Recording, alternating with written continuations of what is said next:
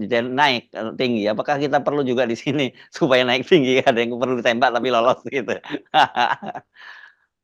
Kita lihat bahwa Amerika selalu bandulnya tuh bolak-balik tuh. Hmm, Kadang-kala 3 kali Demokrat, satu hmm, kali Republik, lalu 2 kali Republik, 1 kali Demokrat.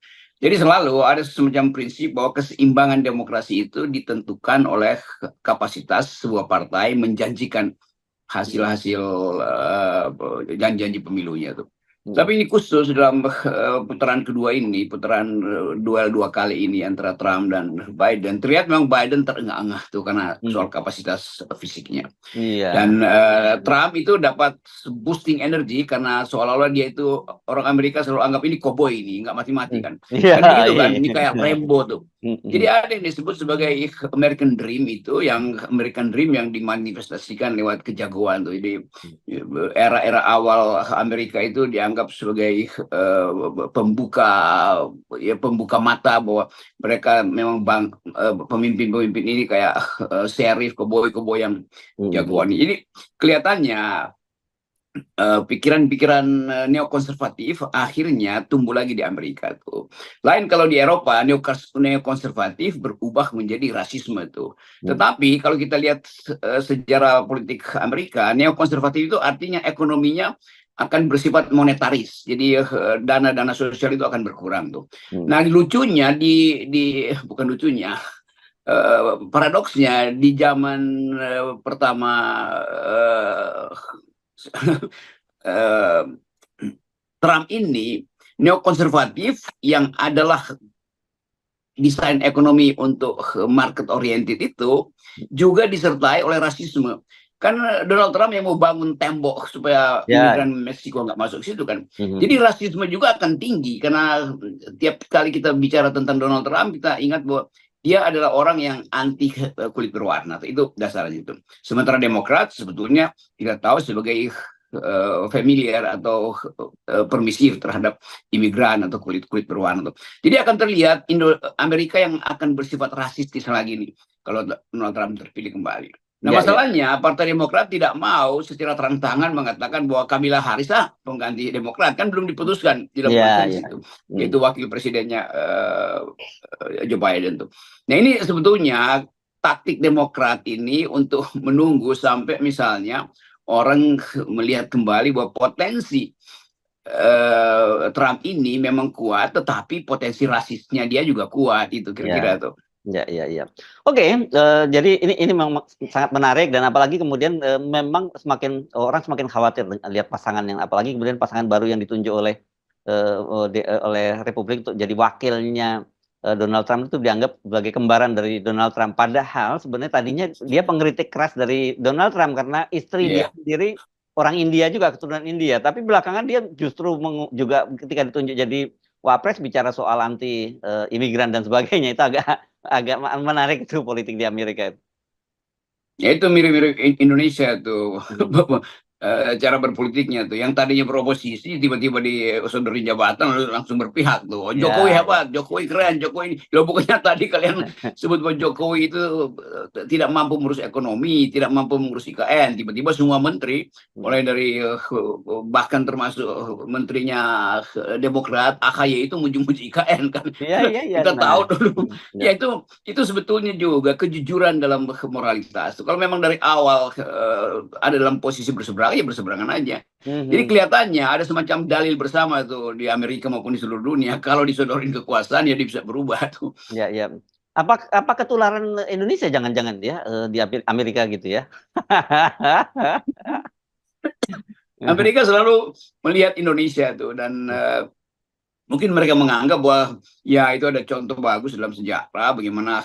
Jadi nanti kalau ditanya oleh masyarakat Indonesia, masyarakat Amerika tuh kenapa Anda berubah tuh, yang wakil presidennya calon wapres Donald Trump itu juga sama di Indonesia juga begitu, wapresnya tadinya itu berseberangan tiba-tiba diambil, dimasukkan karena kepentingan konsolidasi. Ya istilah-istilah kepentingan konsolidasi ini udah jadi generik tuh di mana-mana. Nah, itu kita lanjutin aja deh kalau gitu karena Anda bicara soal IKN. Ini menarik karena ini sekarang mata mata masyarakat saya kira itu sekarang mengawasi apa yang terjadi di IKN gitu kan. Beberapa waktu yang lalu muncul informasi di Tempo di soal kemungkinan bahwa Prabowo akan menyerah, bukan kemungkinan, bahwa ada pembicaraan antara Prabowo dengan Gibran untuk nanti masalah IKN itu akan ditangani oleh Gibran begitu. Dan orang menduga ini karena Prabowo kelihatannya udah nggak antusias begitu. Tetapi satu sisi sekarang ini kan istana atau menteri-menteri lah kebanyakan sekarang mencoba menyampaikan informasi bahwa apa yang terjadi di IKN ini nanti akan terwujud lah. Kalau toh Pak Jokowi gagal Juli ini pindah, tapi 17 Agustusnya akan tetap berjalan gitu. Itu yang sekarang terjadi, Bung Rocky. Kalau kita lihat media informasi-informasi simpang siur begitu. Pemerintah menyatakan akan siap, tapi laporan-laporan dari netizen di lokasi menunjukkan bahwa itu tidak sesiap seperti dikatakan oleh pemerintah. Mau pemerintah kayak mau pengamat semua tergantung dukun. Jadi kalau Oh dukun gitu bilang ya. nggak akan ada banjir, oke, akan pindah ke situ. Jadi kita lihat bagaimana tipuan, atau dulu saya bilang Jokowi itu nipu aja kerjaannya. Dulu saya dipolisikan tuh. Memang dia nipu. Kan dulu dia bilang bahwa dia akan berkantor bulan Juli. Lalu dia bilang bahwa investor udah masuk. Lalu dia bilang bahwa udah ya udah 15%. Tadinya dianggap sudah 30%, sekarang 15%. Padahal sebetulnya bocoran dari mereka yang bisa menyusup dan memperlihatkan foto-foto itu berbeda banget dengan apa yang ditampilkan oleh Jokowi setiap hari di laptopnya dia kan. Ya. Kan yang difoto di laptopnya Pak Jokowi itu bagian yang udah diedit sehingga kelihatan wah istananya udah rapi. Latar belakangnya kan nggak diperlihatkan. Begitu kita baca Bloomberg, kita lihat bocoran-bocoran yang menyebabkan orang seluruh dunia akhirnya tahu bahwa IKN itu sebetulnya yang mungkin 3% yang baru jalan tuh, dan berantakan di situ, apalagi kemudian kena lanina tuh. Jadi sekali lagi Jokowi ini sebagai presiden dia mau bertarung dengan sesuatu yang dengan mudah diintip oleh kamera dunia tuh, oleh satelit juga bisa. Kalau pencitraan satelit bisa dibocorin oleh NASA itu kelihatannya itu tulang belulang yang dari tulang bahan-bahan yang berserakan, atau kalau ada istilah teman saya itu kayak jumpalitan, itu benda-benda yang ada di situ tuh bahkan kita nggak bisa lihat ada semacam struktur di situ. Ya, kan ini setidaknya kemarin itu ada berita yang menarik ya, karena kemudian Satgasnya katanya pembangunan jalan tol itu mengklaim itu sudah 90%. Jadi artinya tinggal 10% lagi dan 17 Agustus bisa digunakan. Jadi dari Balikpapan ke IKN akan jauh lebih cepat, begitu biasanya 1 jam kalau semula 2,5 jam. Kemudian Pak Menteri Perhubungan menyatakan bahwa ini mereka menghadapi kesulitan karena sepanjang bulan kemarin ini saja kata dia hujan itu yang tidak hujan hanya 8 hari. Makanya kemudian mereka kemarin mencoba memodifikasi cuaca di sana gitu dengan mengerahkan pesawat-pesawat biasakan tabur garam ya biasanya kalau dari pesawat itu ya Bung Rocky ya.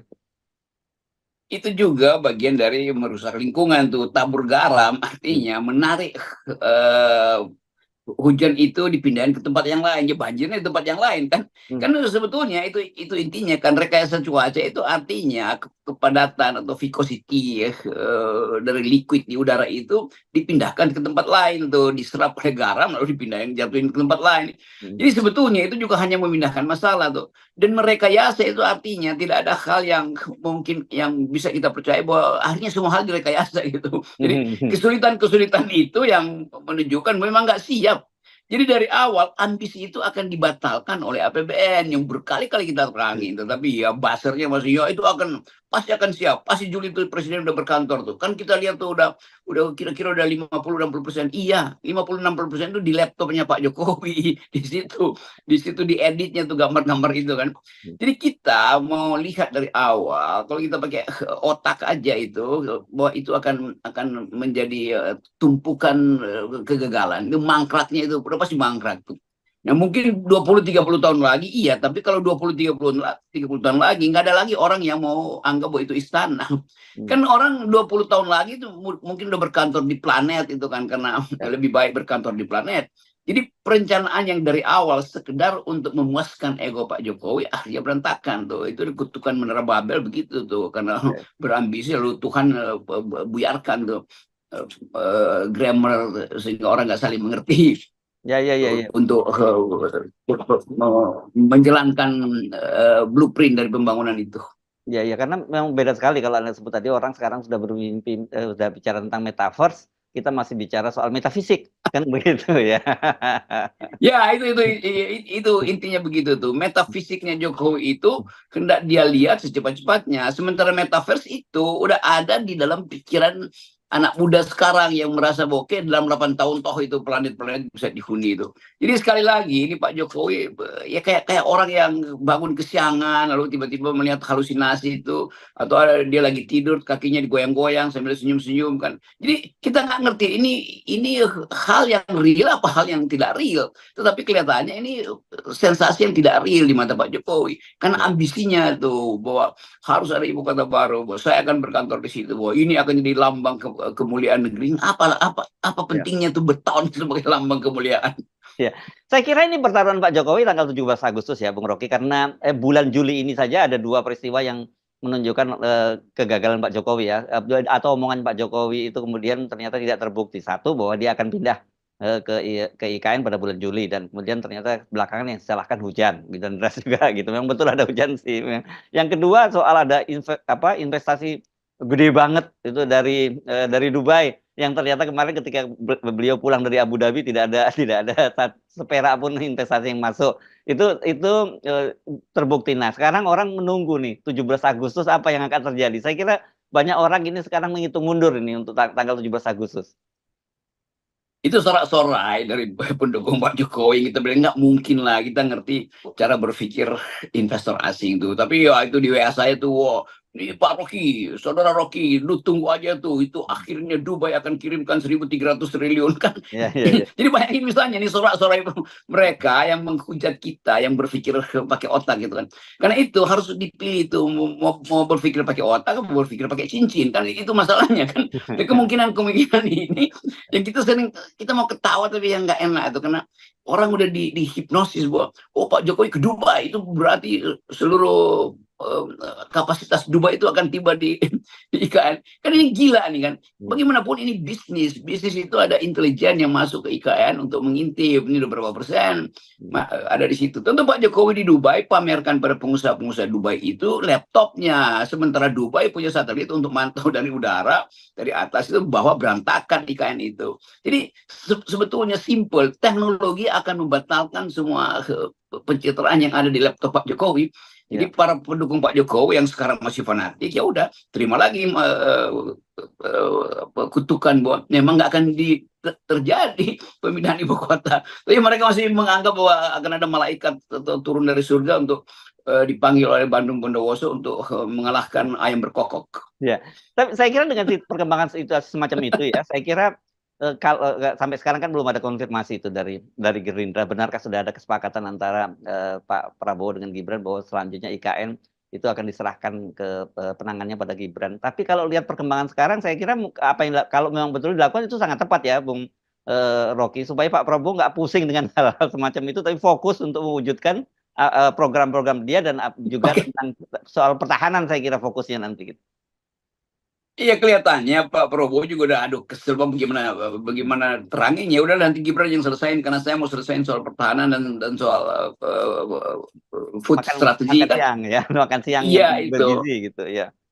Dan supaya juga konsisten bahwa yang harus meneruskan IKN itu ya bukan Prabowo, ya anaknya Jokowi, kan Jokowi bapaknya yang mulai kan. Jadi kelihatannya ada satir juga dalam ucapan itu. Tetapi serius bahwa Prabowo tentu memantau secara lengkap kan. Prabowo bisa kirim ahli-ahli dia untuk mantau dari 360 derajat sudut pembangunan itu, bahwa yang ternyata yang baru dibangun baru 6%, bukan bahkan 15% pun nggak nyampe di situ kan. Jadi kelihatannya itu masalahnya tuh, sehingga dari awal Prabowo udah bilang saya nggak mau dilantik di IKN. Memang dia tahu bahwa itu nggak selesai kok. Dan Jokowi tetap ya sebetulnya kita bisa tagih aja, Pak Jokowi, Anda bilang mau berkantor kan, supaya ada janji Anda yang Anda tepati, ya pergilah berkantor di situ tuh, ditemani sama reruntuhan. Jadi saya kira benar ya, sudah benar ya kalau memang Pak Prabowo itu menyerahkan ke Gibran ya. Ini kan pekerjaannya bapaknya, wajar dong kalau Gibran yang dituntut untuk menyelesaikan gitu. Ya iyalah kan harus begitu, karena nanti juga akan jadi problem kalau Prabowo bilang dia akan ambil alih, ya itu artinya dia menelantarkan janji dia untuk memberi makan siang bergizi kan. Sebetulnya trade off-nya di situ kan. Jadi Pak Prabowo mungkin secara bercanda bilang ya lah nanti Mas Gibran ya, nanti Mas Gibran ambil alih itu. Lalu Gibran bilang, saya sudah di sini Pak Prabowo, siap. Oke, mantap. Dengan cara begitu dia nggak akan jadi ban serep yang ditaruh di rumah karena dipekerjakan di IKN gitu ya. Ya, itu lebih baik. Jadi terlihat bahwa Pak Gibran akan jadi koordinator dari pembangunan itu tuh sebagai pimprol. Mungkin itu lebih berguna tuh, atau lebih bermanfaat daripada main-main Lego Iya, dan oke. Tamiya. Iya, kalau sementara istananya belum siap, kita bisa pakai rumah menteri yang sudah tersedia ya, Bung Rocky. Kita nolkan semua ya. Iya. Ya, inilah update terkini dari sebuah perjalanan menuju lokasi IKN. Hari ini 18 Juli 2024. Rekan-rekan sekalian, ya, kami melintasi sebuah jalan menuju IKN yang di kanan dan kirinya ada pepohonan. Ini adalah pohon-pohon di sebuah hutan yang kemudian kami tahu ini adalah lahan milik Pak Hasim. Ya, pepohonan ini adalah bahan baku untuk pabrik kertas milik Pak Hasim. Ya, kita lihat jalan memang masih seperti ini. Bayangkan kalau hujan turun. Padahal ya kita tahu di IKN ini dalam sebulan bisa 22 hari hujan. Iya, aku sih biasa aja. Bayangkan dengan ketebalan debu seperti ini, kalau kemudian diguyur hujan, memang aksesnya luar biasa sulit. Ya, kita coba memasuki, teman-teman sekalian, kita masuki tempat ataupun lokasi pembangunan IKN, ya, perumahan DPR yang kabarnya sudah sekian persen ternyata juga masih seperti ini. Ya, jalan masih sulit ditempuh, debu tebal ini. Untungnya ketika rombongan melintasi jalan ini sedang tidak turun hujan. Kami bicara banyak di lokasi dengan para tukang. Mereka menyampaikan bahwa ya seperti inilah kalau diburu-buru. Mereka sendiri juga khawatir terhadap mutu dari bangunan. Dan ini adalah lahan untuk gedung DPR, teman-teman. Baru ada lahannya. Ya, bagaimana anggota dewan nanti akan bekerja dengan maksimal? Ya, kita sudah memasuki daerahnya seperti ini. Dan memang kalau kemarin ada yang menyampaikan bahwa progres IKN sudah 15%, ya seperti ini kondisinya. Ya, apakah ini sudah 15%? Menurut kami sih belum ya. Bahkan 6-7% pun mungkin harus dihitung ulang lagi. Ya. Dan kita lihat itu adalah Istana Presiden, yang kalau dilihat gambar yang beredar seolah-olah sudah siap. Tapi ya seperti ini. Ini update per 18 Juli 2024, teman-teman. Ya, untuk apa juga terburu-buru, nanti malah kualitasnya bermasalah di kemudian hari. Ya, lebih baik sudahlah sesuai dengan anggaran, sesuai dengan tempo, sesuai dengan time frame yang sudah dijelaskan dalam Undang-Undang IKN. Perlu waktu 30 tahun kan untuk sempurnanya, tapi tidak juga 2 tahun harus buru-buru ingin ditinggali. Kita lihat teman-teman. Ya, kita lihat ini dari sayap kanan Istana Kepresidenan. Ya, masih seperti ini teman-teman. Dan kita tahu kualitas tanah di sini seperti itu. Ya, dan ini airnya ini air payau, dan air di sini tidak bisa digunakan untuk misalnya mencampur adukan antara pasir dan juga semen karena tidak lengket. Ya, ini adalah kantor Menko tadi kita saksikan. Ya, rombongan melanjutkan untuk melihat lebih dekat lagi. Ya, masih seperti ini teman-teman. Dan kalau toh terburu-buru ini takut nanti malah berimbas kepada kualitas bangunannya. Berbahaya. Ya, ini kita lihat. Silakan nilai sendiri apakah sudah siap untuk digunakan. Ya kalau untuk upacara saja sih berapa orang ya silakan, tidak masalah.